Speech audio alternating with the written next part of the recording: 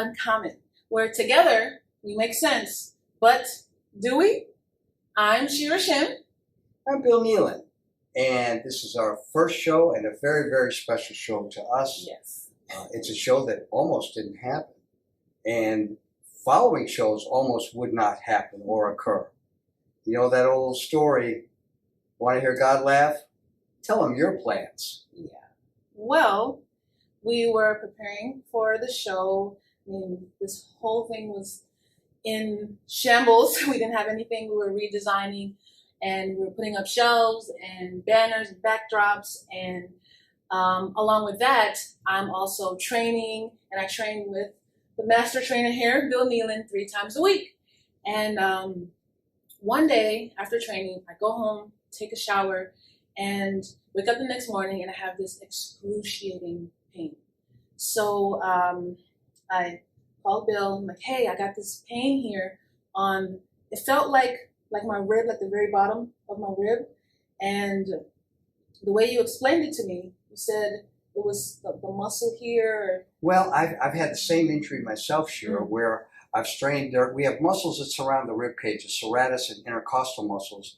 And if you overstrain or maybe do an exercise slightly out of position, you can strain that muscle that runs along the rib cage. And as you know, our rib cage and lungs, they expand and contract. And if you strain that intercostal muscle or serratus muscle, it's going to grab, it's going to hurt when you do that. So I assumed that, and I was checking my mind. I said, well, you know, I never saw her wince or strain in the gym. But I attributed it to something we did in the gym that must have been a slight injury you incurred. So then I recommended to you, well, I would ice it. You know, we'll track the workouts. We'll back down a little bit and see if that should just go away. Yeah. Well, I did. I put ice, a little bit of biofreeze, even maybe a week or 2 later. Well, I mean, I'll say a week. We put Voltaren, and it just, the pain wouldn't go away. But what it came with was the shortness of breath. And it started out just every time you would cough or inhale, you would feel this pain here. And we just thought it was, exercise. Maybe it was a pulling movement or a pushing movement. But again, I didn't wince. I trained. It was great. And that took me out for like a week. I couldn't train like I normally would train for about a week. And in between that week, I kept icing this section. It just wouldn't heal like I thought. And the shortness of that breath was the worst. So I decided after about a week and a half, listen, I'm going to go to the urgent care because there's obviously something wrong. There's something wrong. And I get to the urgent care, and the doctor, she asked if I worked out, and I do. And she says, well, yeah. And she explained it to me the way you did. There's a muscle here. You have shortness of breath because of that. She gave me Salonpas, Salonpas. It's like a thing you put over it, supposed to heat it. And then she also prescribed naproxen, 500 mg. It's like a medicated Tylenol. So I go home, I take the Tylenol, the naproxen. But I'm not a good pill taker. I am the equivalent. The people who are afraid of the needles, I'm that in pill form. I need to have applesauce or pudding or something, because if I taste that pill, I'm gonna throw up. So anyway, I took 1 or 2 pills. Pain did go away, and I was able to work out, but the shortness of breath was still there. And now that shortness of breath was decreasing, little increments. So I took, I waited about another week, and then one night, I don't know if it's something I ate or we didn't do anything out of the ordinary. We went to lunch, didn't eat anything out of the ordinary. But I wake up and my throat is swollen. Okay, I couldn't swallow. It felt like there was a little ball in my throat. Every time I swallowed it, plucked it. So I go to the fridge and I have ginger tea. I use the Mucinex, the liquid form medicine, and then lozenges. And I think I might have made it worse because I'm attacking this thing all night with the tea, the lozenge, than the medicine, and it just swelled up. I mean, my throat was huge. I couldn't swallow. I couldn't sleep because now there's no, for one, shortness of breath. Two, now my throat's swollen. I remember it was a Sunday, and I said, okay, I'm going to go back to the urgent care, but not the same one. So I go to a different one. And the doctor, he was very nice, and really all he did was he took that wooden stick and he just stuck it in my throat, and he goes, oh, you have inflammation. And I said, okay, well, is that all? Yeah. So, well, doc, out of all the symptoms, I'm really, really concerned about the shortness of breath. He goes, well, let's see. Let's do a COVID test. Let's do a flu test, and we'll see. So both come back negative. And now I'm even more worried because with the test, if it was a positive, okay, good. That's why there's a shortness of breath. That's why these things are happening. But no, nothing. So he chalks it up to congestion, and I must have a severe cold. Okay. He prescribes Vicodin, which is a liquid numbing kind of thing. You use a syringe and you take that and put it in your throat, and it's supposed to numb the area. These 6-day little steroid pills, and then I'm going to butcher the word, amoxicillin. And amoxicillin was 10 days. The steroids was 6 days. I said, okay, all right, this must be the answer. So I go home and I'm thinking to myself, if I have a severe cold, I'm not going to sit down and take this lightly. I'm going to work out, I'm going to jog, I'm going to do this, and I'm going to sweat this out. Instead, the shortness of breath got worse. The minute I took the steroids, throat went down, everything fine. But the shortness of breath worse. It just decreased. And I remember waking up at night, just 3 o'clock in the morning, just sitting on the side of my bed, and I try grasping for air, and I'm wondering, what is this? Why can't I breathe? It doesn't make any sense. I used to jog up my steps. I have 3 flights of steps, and I'm walking past the steps, looking at the memory of myself going up these steps. And why can't I do this? We start to train a little bit because, again, we're thinking it's chest congestion. You know, you said to me, Shera, that cough though. That's what I remember, Shera, was that nagging cough, and the pain that I attributed to maybe the shortness of breath came and went. And I would ask you periodically when we trained, and again we modified the training a little bit. She goes, "Oh, it's not bad today." Yeah. She would tell me it's not really hurting today, but there was this persistent cough, and when she would cough, then it would, and that cough wouldn't go away. The other symptoms all went down, but this cough wouldn't away. And I distinctly remember, now this lady can squat 135. That's a big plate on either side of an Olympic bar for 15 and carry on a conversation. Because of, the shortness of breath and her general malaise, she wasn't feeling well. We thought was fighting this virus of some sort. I put less than half the weight on. Shera did about 3 repetitions and put it down and sat down and I'll never forget the bewildered look on her face. And she couldn't breathe. She couldn't breathe. Her body just said no. And she set the bar down and looked at me and she said, Bill, I don't know what's wrong. I can't do this. Yeah. And now this lady is a go-getter. I mean, whatever she does, whatever she attacks it, finishes it, and she needs no help from anyone else, thank you. And to see her puzzled and confused, and now this has been going on for weeks now, right? It has been going on for weeks. And the real culprit, the factor was, but we couldn't put our finger on what it was. She had been misdiagnosed twice by 2 urgent cares, had misdiagnosed her, and really, to me, didn't thoroughly investigate. They never took an x-ray. Bill, They never said to me, listen, take a second opinion, and Right. For me, they always ask you, shortness of breath, that should be the main concern. That should say, listen, urgent care does not have the equipment to really check you out, but tell me to go to the ER. And They should have. None of them did. So we're still training. I mean, And in the meantime, we're putting up backdrops. We're working. We are working hard. We were preparing for the show. Yeah, we're trying to get the studio ready, and everything is laboring. I'm tired. You know, and I would, just from lifting something, I couldn't get any air. So a couple of weeks go by, all the medication is done. And I said to myself, the throat thing is gone. I had swelling in my feet, which was weird. That was gone. But the cough and the shortness of breath, still there. And now the shortness of breath is worse. Okay, so what is this? So remember we had a conversation on the phone, and you said, Shera, I don't know, this cough is really bothering me.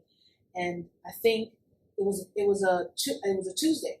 And you said, you know what, if, let's say by Saturday, Sunday, if you still have that cough, I would go see someone again. I said, all right.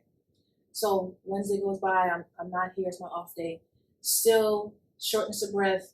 At this time, I can't even clean. I can't even clean my house because I'm so tired. So I'm moving really slow, getting off the couch, I'm really tired. And imagine yourself, a person who's healthy, I eat healthy, I work out, I train. Why is this happening to me? So now it's Thursday. This has been going on for weeks. And I wake up and I knew something was drastic, because when I walked out of my bed and into the bathroom, and it felt like I had ran a marathon. And I put my hand on the counter,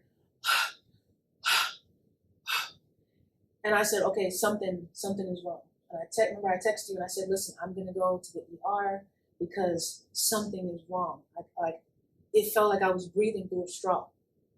I get in the shower, put the hot water on, and I just feel like I'm melting. Turn the cold water on, I get a boost of energy, and I get out and I just drying myself.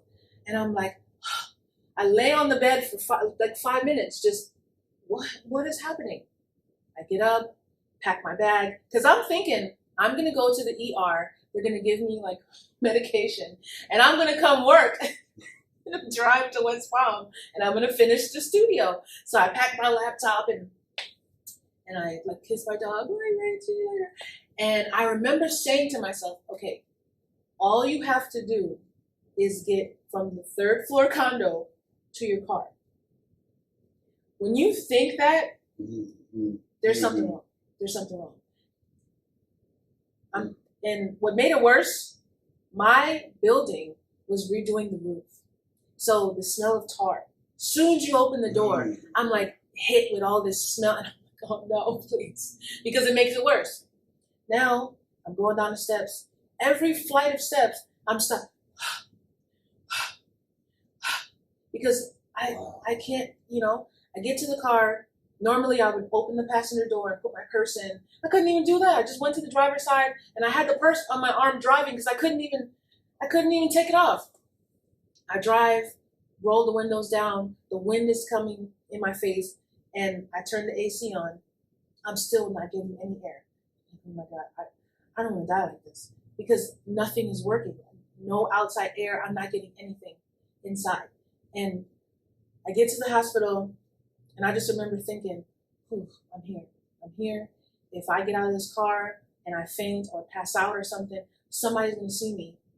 It's not like I'm at home. Someone's going to see me, find me, because I have nothing. I have nothing. Where I parked in ratio to the entrance, maybe 40 feet. Yeah. I stopped 4 times to catch my breath from the car to the entrance.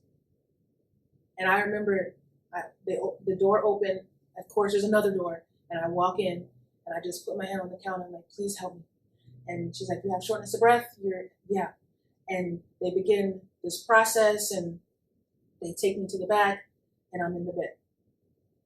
Everything seems to be fine because I'm in the emergency room now. Now I'm confident. If I'm gonna faint, if I'm already here, take me, And I'm there, and this lady comes by, and she has this, looks like a breathalyzer thing. There's numbers from 100 to 1,000, and she goes, breathe in, give me all you got. So it barely gets past 100. She, wait a minute, hold on, and she thinks it's something wrong with the equipment. She goes, one more time, and I put this, all I had, and it goes to 200. And she goes, oh my God, and just puts the oxygen on my nose. I'm still not thinking I thought it was like pneumonia or something. I'm thinking, God, Bill's gonna see me in about an hour, so I'm still thinking about work. And I'm just sitting there waiting, and the doctor comes back, they've taken blood from me, and she goes, we see an abnormality in your blood. Okay. So we're gonna test that, and then we're gonna come back. But I feel like they knew, they had an idea of what it was, but they wanted to be sure. Another 20 minutes go by, and she comes back. And the look on her face, well, Miss Shim, you have 2 blood clots, one in each of your lung, and they're both in the main artery. And I did this weird thing. I was nervous, and I did this weird thing, like Jamaican joke, blood clot, you know? And she goes, I wish it was. I wish it was a joke, but it's not. You have 2 kind of big blood clots in your main arteries, in your lung. And I asked her, are you sure you got the right patient? And she goes, Shera.Shim? Yeah, that's me. Yeah. And, oh yeah, we're going to have to keep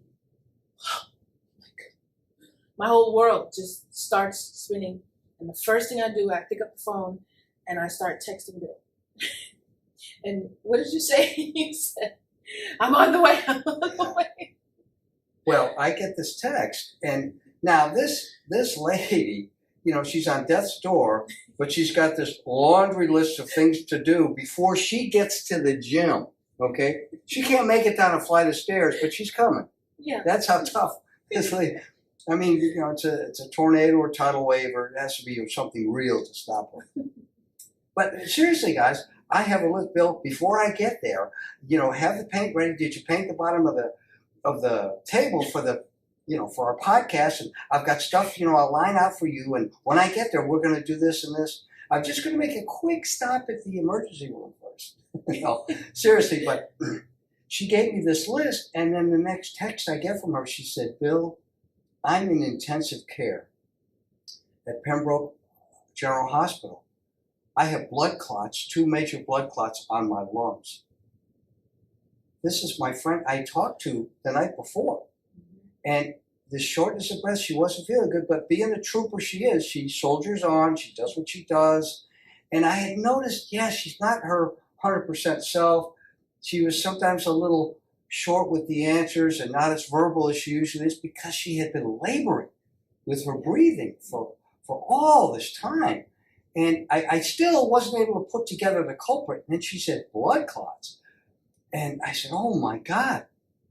So I said, listen, I'm on my way. I'm coming down.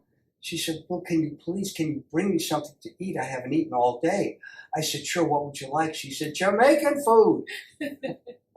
I said, where? So she told me this place called the Red Pot, or the Dutch Pot. Dutch Pot. The Dutch Pot, which I had never heard of. But it was a rainy, I came down the turnpike and it was pouring rain. And I said, you know, by Monday I should be able to get to the Dutch Pot, and by Tuesday I'll be at the hospital. When I got there, I got the food, and I got there, and I rushed in, and I come in to see my friend in intensive care. I take one look, and she's got tubes running through her arms. She's got tubes in her nose. She's got an oxygen mask on and a bonnet on her head.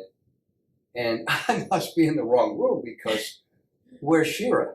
Yeah. And I looked at her, and she faintly raises a hand. Bill. So I'm in the ICU. They don't know how long I'm going to be here.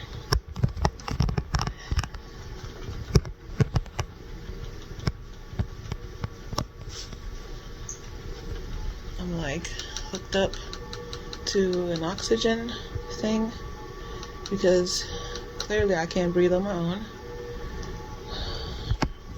I got IVs in my arm.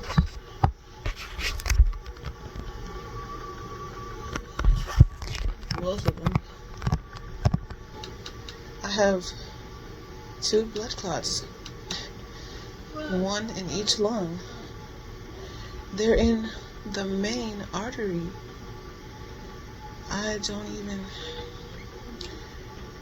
You know, my emotions ran like, here's my friend in intensive care. What's going to happen here? Well, I don't know. It's all out of my hands. And I just said, I gave her the best smile I could manage. And I said, how you feeling? Are you doing okay? What are they saying? She said, I don't know yet. So then nurses come in. And when 2 nurses come in at a time, it's pretty serious, folks. It's pretty serious. So I'm not in my element here. I keep my mouth shut and I try to listen to hear everything that's going on. And we realize shortly they're going to move her to another room and they've got to run tests. Yeah. So it's serious now. As you were there, I said to her, I said, listen, I have to use the restroom. And she goes, yeah. She pulls out this like bedpan. I'm not gonna pee in that, okay? I'm gonna walk to the bathroom because I walked in here. I told you guys. She goes, okay, well, you can't. And I said, well, I can. I was determined I'm not gonna use this thing, okay? So she goes, okay. She goes, let's do an experiment. So if you can use I think it's called a commode, the sitting one, Mm-hmm. If you can use that and you're fine, then maybe we can think about you walking to the bathroom. Okay, I got this. I can do this. I walked in here. I'm gonna use this bathroom. So I get off the bed, with the oxygen, my nose, and here I am, cheer warrior. I'm gonna do this. I get off the bed and I make it onto the little toilet thing. And she comes in and she goes, are you gonna listen now? Yes, please help me. That's the worst realization you can come to, because that's how you know something is wrong. When you cannot use the restroom on your own, like pulling down your pants and you're out of breath, there is something wrong. And I knew, like, okay, I have to relinquish and give them control, because I'm not well. There's something wrong with me. And even though they said blood clots, I didn't just have time to look that up and know what it was. I wasn't really educated on what that was. So it just didn't, my mind didn't catch up with the body. Always my mind is thinking I can do anything, but the body just, it didn't want to do anything. And they put me back in the bed. It was the most embarrassing thing, because here you think you can do something and someone knows you can't and proves you right. And you're like, oh God. So then they do this heart ultrasound, which I've never heard of before. And it sees the heart and the beating of the heart. And it's supposed to measure how fast it's going and take these videos and these pictures of it so they can get a better view of what your diagnosis is. And I sat in that bed and I closed my eyes, and I swear to you guys, I'm like pinching myself, like, come on, wake up, this has got to be a dream. You're asleep. You're asleep, and somebody's got to slap you or something for you to wake up, because this is not happening to you. You were fine. There's nothing. And I opened my eyes, and every time I did, tears would come out, because I'm still here. But the great part about it was, when I opened my eyes, there was Bill at the foot of my bed, and you're looking at this heart monitor, and the look on your face is just. Well, guys, no one can say Shera's heartless, because I saw her heart. It's there. Right. But it's a frightening thing when you see your friend laying like that. And even Shera resigned herself to the helplessness and being at the mercy of these emergency room nurses. And I have to say, they were great. They didn't exclude me. They let me come in with Shera. They let me be there for her moral support. And I'm watching her laying there, and I'm looking at that heart, and it's beating like this. Boom, boom, boom, boom, boom, boom, boom, boom, boom, boom, boom. That fast, guys. Boom, boom, boom, boom, boom. And she's sedentary. She's just laying there. this?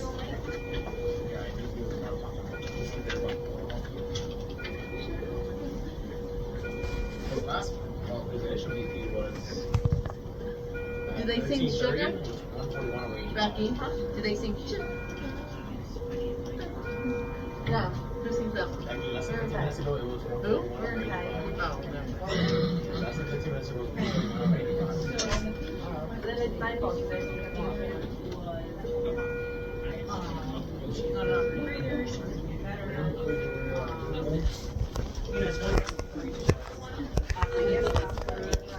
And I'm petrified watching her heart muscle beat that fast. And it's going across this monitor, and this nurse is studiously watching her heart rate and her heartbeat.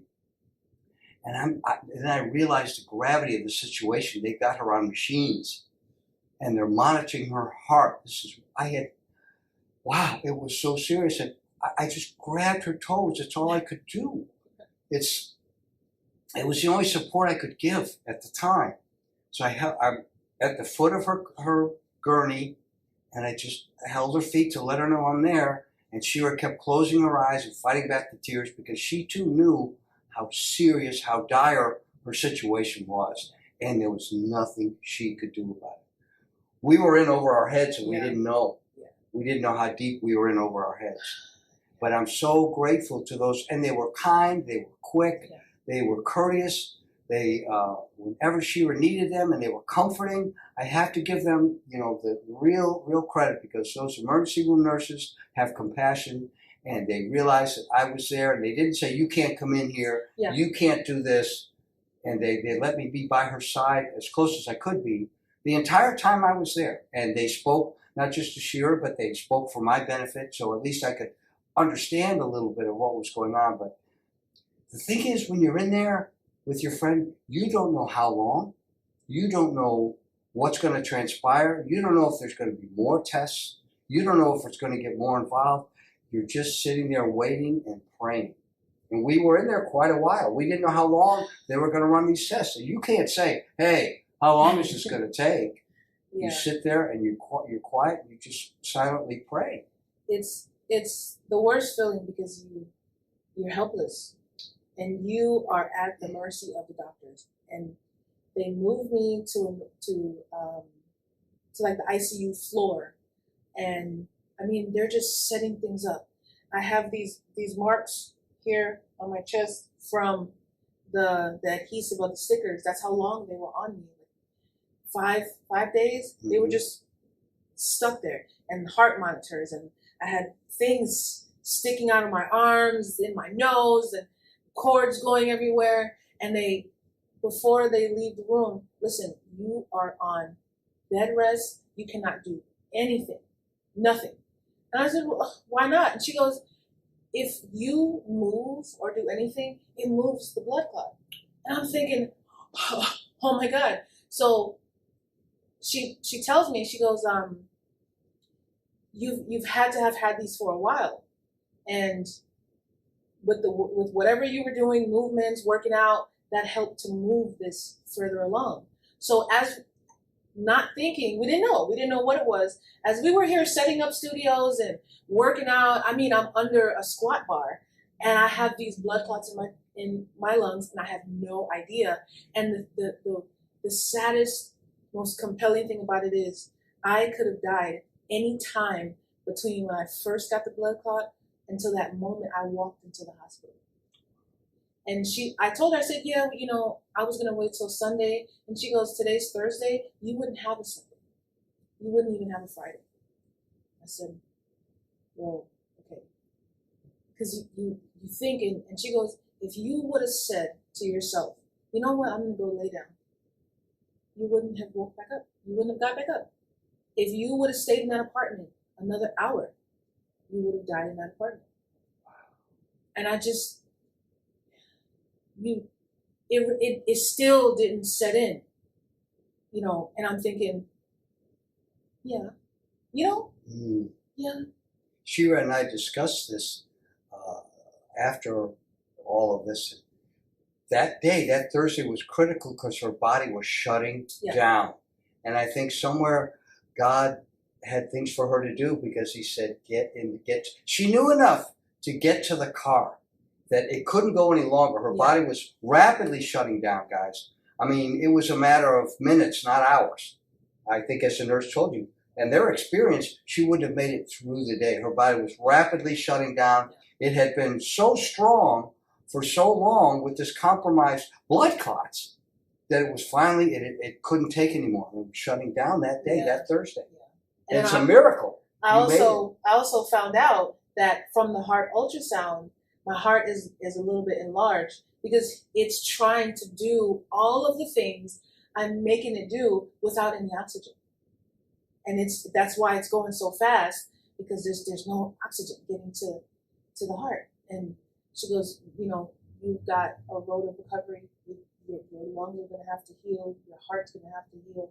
So you've got to be good to yourself. You've got to slow down. You've got to, She goes, but before you get to the recovery, you were going to have a procedure in the morning. What? A procedure? What is this procedure? Yeah, we're going to go through the vein in your neck. The vein in my neck? And I'm repeating everything she's saying. And she's like, yeah, we have to pull those blood clots out, shrink them, something, because you're not going to make it if we don't. Okay.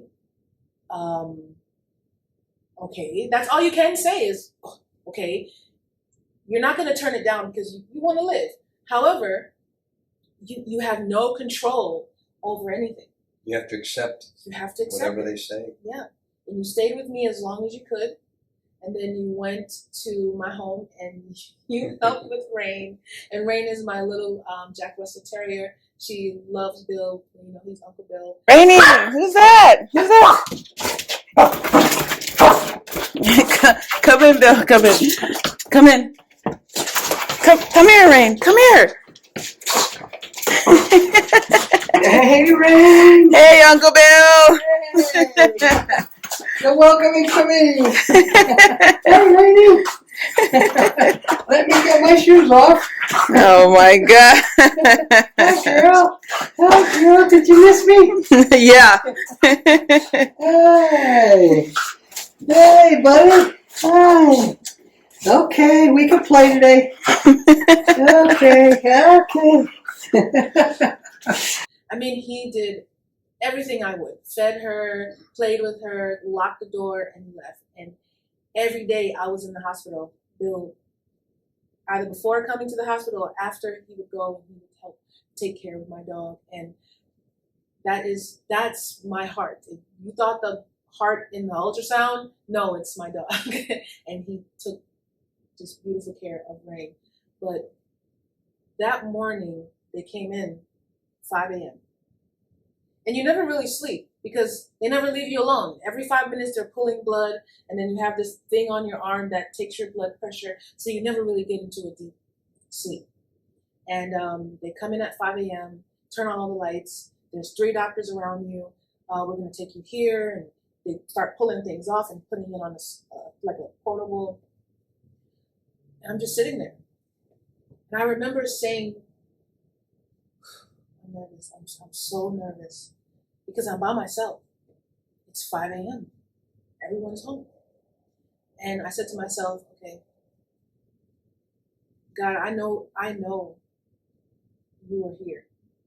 And I'm not gonna, I never asked why me, why I'm too young. I never, because I realized in the moment they were taking me down to do the procedure that he was with me the entire time. I could have died, just as she said, from the time I got the blood clot up until I walked into the hospital. That's weeks. I could have been a goner at any moment. And he was with me throughout the whole time. As I'm training, as I'm putting this up, as sleeping, he was there. So why would he not be here at this moment? And I said, okay, just calm yourself. Just, we're going to get through this. He's with you, and we're going to be fine. But you got to play the mind game, because one half of you thinks you're going to die. And it's already saying, well, you didn't get to climb Mount Everest. You didn't get to finish, this or that, or you didn't say goodbye to, and you're like, no, don't think that. You're gonna be fine. Because the moment you succumb to that, that's it. I think that's what would happen. And I think with all of us, what Shera was facing, one is the unknown. I'm at work, and a few hours later I'm at work, but I'm aware that the procedure is this morning. She's going to be operated on. She's having surgery in intensive care in the emergency room. And I'm absentmindedly training my clients, and I'm just looking to when I can get out of the gym and get down there and see what's going on. Because, of course, she's in surgery. I don't know what's going on. I don't know if it was successful. I don't know what they did. I don't know if there was a complication. I don't know anything that happened to my friend. So as soon as I could clear my afternoon, right after lunch, I finished my clients. I canceled the other ones, actually. I didn't really give an explanation. I just said I can't, I have a conflict, and I drove, down to Pembroke Hospital as quickly as I could. And by then she was out of surgery, and she was, a little groggy. Bill, let me tell you, the surgery, I was awake the entire time. That's right. When they brought me down, I felt like I was in the basement because everything is silver, and now there's like 10 people that just came out of nowhere, and they're putting things on, and they're and the doctors come to you, and I'm just sitting in this thing, just like a queen, and everyone's walking around me, and hi, I'm Dr. So-and-so. I'm going to be your anesthesiologist, and I'm this and I'm that, and I'm in my head. I'm like I'm not going to remember any of your names. I'm not even thinking of the highs and you know what I mean? I'm thinking of like I'm gonna be in surgery. So the whole time I'm banking on they're gonna put me to sleep. They're obviously I'm gonna go to sleep, I'm gonna wake up, this is gonna be over. The doctor goes, well, we cannot put you to sleep. You already can't breathe. So we need your heart to be beating at a certain rate, and we need you to also be breathing and awake for the surgery. And I'm no. I could test. I'm not. I don't want to. No. I don't want to do this. I'm going to be awake. Yeah, we have to keep you awake. We have to. And we're going to give you this numbing thing in your neck, and you're going to be fine. Okay. Sure. And I'm nervous. So how I knew that God gives you these little winks. When they were putting on the outfit, their outfits for surgery, they're talking about Ireland. And I smiled because my friend's Irish. And thank you. They could have talked about any other island, country, place, Ireland. They lift you off the gurney and they put you on top of this table. It's the silver, just a table. And I'm laying there and they're moving around me, putting things on top, and everything else was covered except this area of my body. And they're wiping it down with alcohol, and I hear the doctors getting ready, prep this, move this, I need that. And I'm just sitting there because now I'm bracing for whatever they're going to do. And they put this other big oxygen thing over my face along with the little one I had on. And I'm just sitting there. I can't do anything. I can't move my feet. You're just there. And your mind is just going and going. I mean, and I look on the dry erase board, and it says my last name and pulmonary embolism, deep vein thrombosis. It's like 3 different things. That's me. And I still cannot believe I am here. I swear, I thought I was in a dream. I'm going to wake up any minute and whew, I learned from that dream. There's something I got to learn from that dream. And every time I open my eyes, I'm still there. I still feel like I'm in a dream, like I'm just gonna wake up any minute and just be like, whew, thank God that was a dream. And somehow learn from it, you know? But it's not. And I'm really here.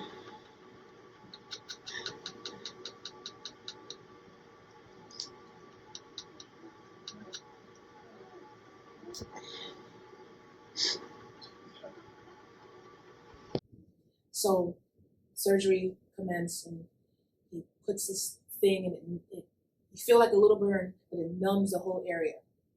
And I'm probably gonna butcher this whole thing because I didn't see it, but I felt it, and it felt like 4 holes. It just, I don't know what it, that he was just punching these holes, and then he stuck this straw, which like a windy straw, and I could feel it all like maneuvering in my chest, and it would stop, and he goes, okay, right here, okay, I need the thing, and it would go zzz, zzz, zzz, and I'm listening to this, and I can't do anything.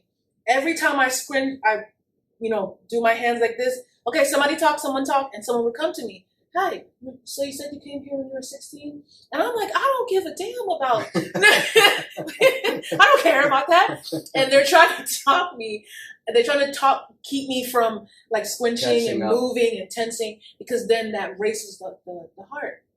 And he's like, I'm sorry, Sharika, but we got one more, What scared me is when he said, oh, this is a big boy. What do you mean a big boy? And I realized the clot must be really big. And I heard another doctor after a while, because you go in and out. And after a while, I heard another doctor say, we got a lot of it. We really did. And maybe the heparin will thin the rest of the clots. And the surgeon, he goes, no, we got to get all of it. We got to get it. She's too young. We've got to get it.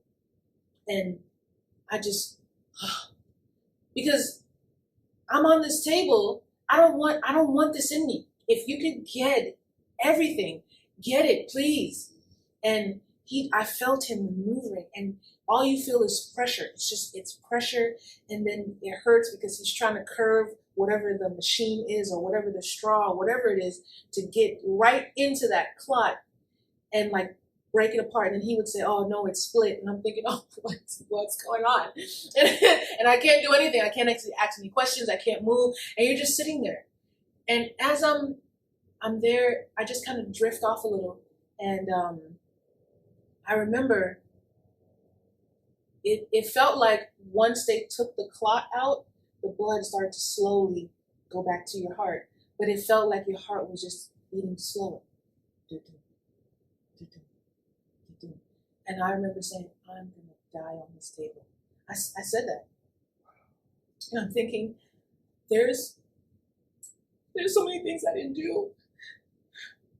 And I don't want to die like this. So,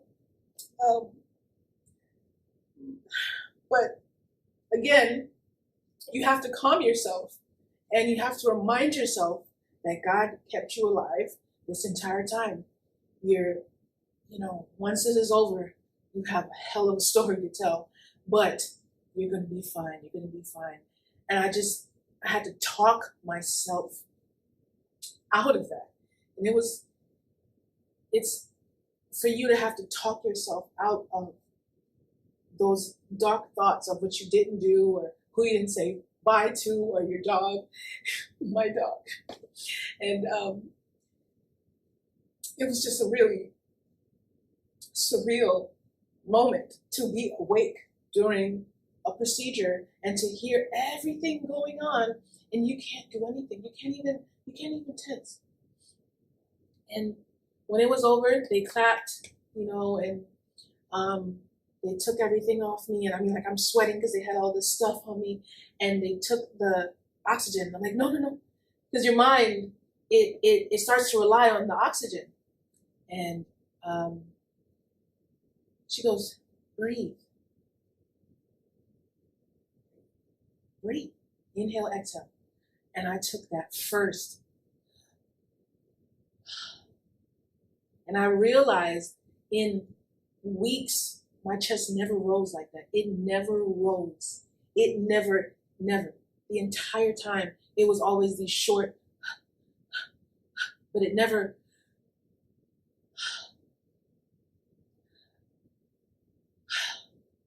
And I said, oh my God, I'm never going to take breathing for granted ever again.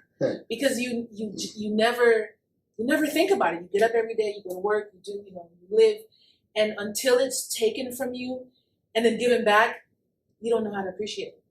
And I mean, just that first inhale and exhale, it felt like I had gotten a second chance at life, because I knew what it felt like to have those short breaths. And they said, you're gonna be fine, you don't need the, and I'm still looking at the oxygen like maybe, and she goes, you're gonna be fine. They wheel me back, and I'm just laying in the bed looking at the ceiling like, I dodged a bullet, like a big one. When I came in, and I was surprised to see that she was a little bit spent, a little bit weak, a little groggy, but awake, and for the most part alert. And then she related to me, no, Bill, they never put me under. I said, what? I was awake. I heard everything. I heard the grinding of the instruments in my chest. I could feel it, this snake-like thing in my chest moving around. And I remember you praising your doctor. Yeah. She said, and I think this surgeon was sent by God. He said he was relentless. He said, no, I'm going to get that clot. And then she related to me. She goes, Bill, they told me I had been existing on one lung. Yeah. So get this. When we thought that this was an injury, it wasn't an injury. The blood clot started right there. And the excruciating pain and the shortness of breath, it's because the oxygen in this area had already died in that area. There was no oxygen going to that area. Then on top of that, it moves and goes up. So now it's basically no lung here. And then there's another one in the right. And the right is stronger because, of course, this was where it started. So now the right is doing all the work. And I'm setting up a studio. I'm walking and going up hills, and I just asked my body to do the most insane thing on one demand on your heart. Yeah. And that may have been what enlarged it, didn't they tell you? Yeah, because yeah. it had to work so hard. I was pushing, and it really was because the gentleman, the doctor at the urgent care, he told me I had congestion in my chest, and that I had a severe cold. So I'm thinking, there's no way this is gonna get me. I'm gonna sweat. I'm gonna work out. This is not gonna beat me. And that's why I was going so hard, because I want to get rid of this cold right now. If it's a cold, if it's congestion, I'm gonna get rid of it now. And I didn't know that I was making it worse. Me doing all of that pushed that clot further up until it hit the main artery. And if I didn't go to that ER, I wouldn't be here right now. And I wish that the first doctor at the urgent care said to me, you know what, get a second opinion. Go to the ER. They never did. They never did. And guys, if you take nothing away from the story, please take away that if you have anything wrong with you, ER first. The urgent care doesn't have the equipment to diagnose you, and you're probably going to get misdiagnosed. So cut everything in half and just go right to the ER. It may cost a little bit more, but it might save your life. And Shera, you're so right, because when you got out of the hospital, you and I started analyzing and going back into the symptoms and everything. Fortunately, my journey, or your journey, weight training log, which we both have, which we created, we've chronicled Shera's workouts. And we could look back, and it was June 27th that she had pain in her side, difficulty breathing. That was the first sign, and it had been 6 weeks prior to the surgery that they initiated. And Shera told me, the doctor told her that was the start of the blood clot. Yeah. You never pulled a muscle. You had never pulled a muscle. That was the start of the blood clot, and she had lost oxygen at that point and had been, guys, virtually functioning on one lung for 6 weeks. Working out, climbing hills at the park, physically working to build the studio, painting, and around paint, we were painting. I mean, as destructive as you can be, and yet you don't know what you don't know can kill you. And yet it just shows us that God had this special purpose. And he instinctively told you, no, you go now. Go to the doctor now. That's Thursday morning. But to think that, and then we just didn't know. We assumed it was a pulled muscle, but the doctors confirmed. And fortunately, we had this chronicle of her workouts and how she felt. And this persisted. I'd make notes on where we had to cut back the workout. We had to do this because shortness of breath. Couldn't breathe.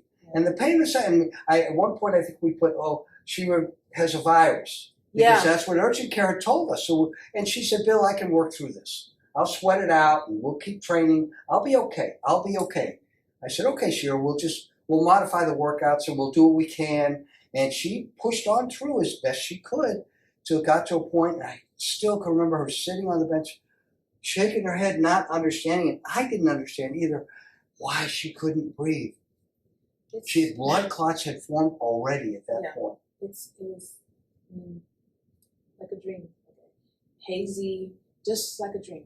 And I wanted it to be a dream so bad, but it wasn't. And the next few days were recovery. I mean, they washed me like a hawk. Okay, I remember I got up to my purse is like right over there, and I got up to get the Shim. Yes. What are you doing?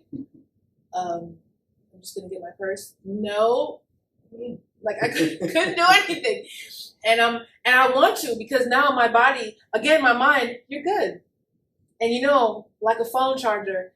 When I'm at 1%, you plug me in at 5%. All right, energize. Let's go. So I'm thinking, all right, I can walk around. I'm good, but no, I was still on the heparin drip.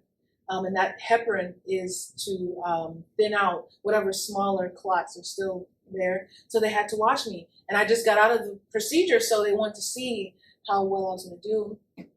They sat me up and I think because I was straight up, I felt lightheaded, and they put me back down, and they laid me back down, and then I went to sleep for about an hour, and that's when you came in, and we ate, we talked, we had a good time. But again, Bill had to leave, and I was there by myself. And the staff, really made my stay very well, because like you say, the staff can make or break your stay.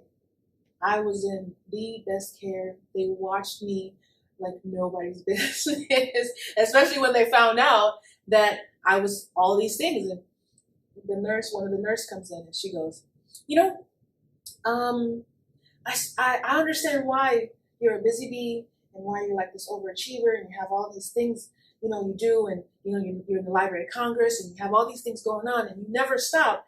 And I go, why? And she goes, you know what your blood type? I said, what? And she goes, A+. I was an A+ student since I was born. Well, they had the humor, and they really tried to get to know me. And, at one point, I sent Bill on the scavenger hunt. And, go ahead and let him know what the scavenger hunt was. Well, I wanted to be there for Shera every day, my friend. I've been in the hospital myself, and that's when you find out who your friends are. Yeah. People that, if you mean enough to them, will drop everything and go and see you. And that was my mission. Whenever I could possibly get there to be by her side, I did. And I was on the way down. I called to say she was doing and let her know I'm coming. I'm on the way down. And she said, Bill, can you go by a beauty supply store for me? I said, sure, I'm in there all the time. Yeah. I need some wigs. No, not an issue. I need some thread. Familiar with it. And I need clips, and I need these J-hooks. And J-hooks. Like the back of my hand. I said, I got this. So I think the store was just this side of Alabama, and I found the store, and I walked in, and the ladies were so kind and patient when they stared at me. But here's the beauty of technology, guys. Shera said, as soon as you get into this store, I'm going to FaceTime you. And she directed me as to exactly, otherwise I would have been there till it closed to find everything. But I found what she needed. I found all the supplies and went up to the register. The guy looked at me with these wigs, and I said, look, what happened to your station, right? And he said, goes no further. I said, good. I said, turn the cameras off. Anyway, so I was able to get that, and I went and checked on Rain and fed Rain and cleaned up and took Rain out. I didn't take her out, but I fed her and checked on her and stayed with her for a little time because she's been alone all the time. She was in the hospital. So I spent about 45 minutes there with Rain and played with her, and then headed over with the wigs. And also Shera had me, I had to get this bust from her house of a few, like a head. The mannequin. A mannequin head, yeah, a mannequin head. And I had to, smuggle that into the hospital without being questioned. Unfortunately, I wasn't searched for guns or weapons. It's just a mannequin head. I said, I'm not a threat. Hey. Listen, I needed to make use of my time. Why not make a wig when I'm there, right? I am a beautician, guys. So I said, least I can do for my friend is go to buy the beauty supply store. But we have a standing agreement, no more. I'm not going there. Once, that's it? Yes. So she had this big smile, not at me, at the wigs and the mannequin head. So I brought everything, so she was happy. And but I mean, the least you could do for your friend, if that's the only demand she had, happy to do it. And we visited some that day, and then I came by the next day, which was supposed to be her release day, as I recall. And no, ladies and gentlemen, and that's when you're at the mercy of a hospital. They wanted her one more day, which was scary. We thought we were out of the woods, but they said, no, we want to run some more tests. We're not ready to let her go yet. And she stayed one more day, and I came up that day. And, one of the best parts of our stay was, I think it was a Saturday. It was Saturday, and I had the heparin. They had already done a new heart ultrasound. They did an X-ray. They did another CT scan, so they could see what everything looked like now versus before. And I think that was like day 4 or day 3.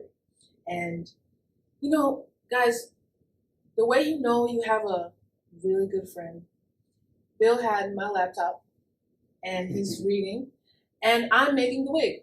And we're just sitting, I'm looking in one direction, he's looking on the laptop, and we're just there. And I look over, and he's there, and he looks over, I'm here. And we're just happy, just 5 hours of that. And it was just the company of having someone sit with you. And I didn't have a TV in my room, and I didn't want to be on the phone, so I used my time to make the wig and just take your mind somewhere else. And to have you sitting there, like just look over, oh, he's right here. It felt really good to know that my good friend is sitting right next to me. On a Saturday, guys, he could be doing anything else. And he's in the dark hospital room with me reading.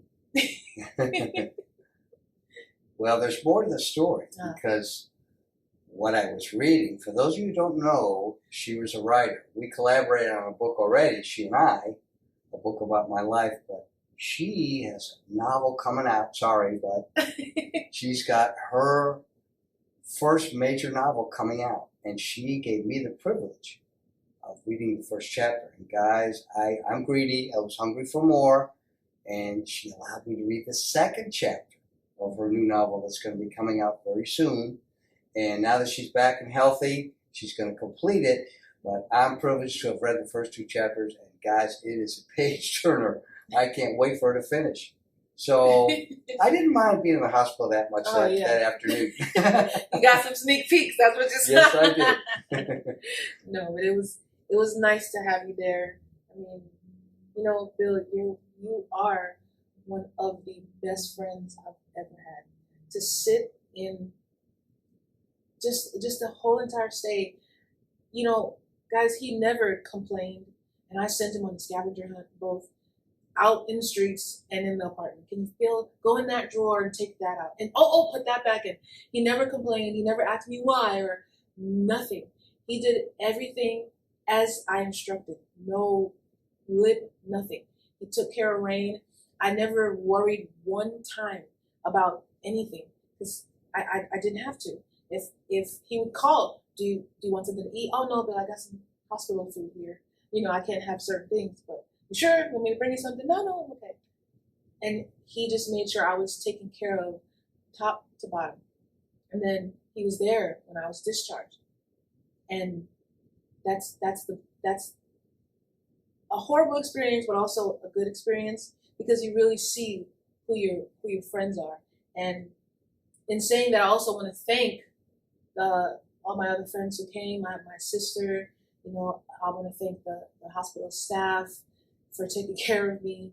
And I'm very thankful to be here. I'm very thankful for the friends that I have and the people that supported me, because without it, that's the part of the recovery that you need, is the people around you. And Bill did an outstanding job. And thank you to Nancy, his wife. Well, my wife was very understanding when I said I've got to go. I've got to be with her. And, you know, I felt it was especially critical to help her get home and help her get settled. And you know, I mean, you're out of the hospital, then what? No one thinks, well, what about the next day and the day after that? Is she okay? Can she get along on her own? She just got out of intensive care. So I really was concerned that, you know, I followed her home, make sure she could, you know, get home and you know, get settled in, and I went and got some groceries so she, you know, to help her through her week of recovery, just to help out and so that she could be okay on her own, because you know, that's when everybody seems, oh, they're out of the hospital, they're good. No, they're not. That's just the beginning of the road back. That's just the beginning. So I continued, although I couldn't continue to go down there every day, I continued to check on her every single day and see how she was feeling and see how she was doing. And when she felt strong enough, came down and visited. Yeah. I mean, that was like day 4, because I'm not a person that's idle. I don't even know what that is. So when I spend time in my house, it's because I'm off and I'm resting from the day before that I've worked. But I kept telling her, don't do too much. First of all, I was mad as hell that she brought the computer to the hospital. Woman's in intensive care, she's on machines, she's got her computer, she's doing work. I'm surprised the hospital staff didn't take it away from you. Oh, can you plug out that life machine? I want to plug my charger. Yeah. I mean, it's Ms.Shim, that's keeping you alive. I don't care. I need my computer. 30 seconds. 30 seconds. It's part of my survival kit. More than a phone, the laptop. But it's I went up, I you know, the days I were home, the first couple of days were not hard. It felt normal. I felt like I was okay. I mean, I'm taking blood thinners, which is, you know, maybe for a couple of months. They don't know for sure how long, but that's it. I'm just taking the blood thinners, and then I do have to take it easy to give my heart and my lungs the time to heal, so no extraneous things, no lifting or doing anything crazy. But I just felt like I was at home after a couple of days of just working for a long time, relaxing. And then the boredom set in. What am I doing? I need to go work. So I text Bill, do you think I can come? He's like, well, you know, you better not do anything. And I found myself trying to not do anything. But, you know, we worked hard, and this is the result. Through blood clot and all, we got this studio set up. And as bad as this is going to sound, I am so glad that we got the studio set up through that 6 weeks of not breathing, because right now I feel great, but I also don't want to overdo anything. So to have to build things and move things and do things after coming out of the hospital, I think it would be a lot harder. It was such a blessing that was already done. Yeah. Such a blessing that was already done. This whole ordeal, I mean, Shera can tell you volumes more than I can. This ordeal enlightened me, because I almost lost my friend. And it taught me the value of a friendship and how touchy it can be and how quickly it can be taken away, how it can lose my friend. And there's no blame here, there's no fault here. There's no one to say why randomly she was chosen, but was she randomly chosen or was she randomly saved? The lesson I got from this was God has plans for her and things for her to do. And he was with her the whole time. Yes, this was terribly unfortunate. And yes, what a life lesson that we have to, for me, my takeaway was that we can't take anything for granted. Every day is a gift. And Shera took, as strong and determined and powerful as she is, all that was taken away from her. And she had to comply with everything the hospital staff had her do. She was completely helpless. She had no power over even going to the bathroom. And on the sidelines, I'm saying, wow, my friend, and seeing you all hooked up to machines, it was almost a bad dream for me too. But the appreciation I have of thanking God for every day and our health in particular. Guys, money, yeah, we need money, we have to survive, but your health is your wealth. I'm so glad to have my friend back and healthy again and able to do what she could do. So we're happy to bring this show to you. The day I left the hospital, they had to wheel me out in this wheelchair. Bill was carrying my bag, my suitcase, which is my work bag. And the closer I get to outside, I just you realize that's life is breathing. It's being able to walk out. It's experience outside. And I've been trapped inside for 6 days, and I get outside, we get to the car, and the sun just hit my shoulder. And we feel the sun every day, but that's what life is, to feel the sun on your skin. And I'm thinking, man, I'm so happy to be here. I'm so happy I live to tell the story.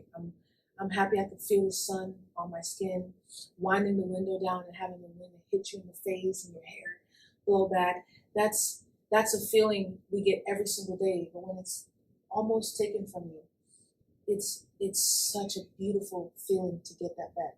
And I remember just the couple of days after leaving the hospital, I would wake up and just to check my body naturally, because for 6 weeks I was always getting up 3 o'clock in the morning, and I'm sitting on the side of the bed, just trying to breathe and wondering, what is this? So I guess my body's still remembering that, and I would wake up, oh, I'm good. And I would just lay in the bed, and I learned to just appreciate life.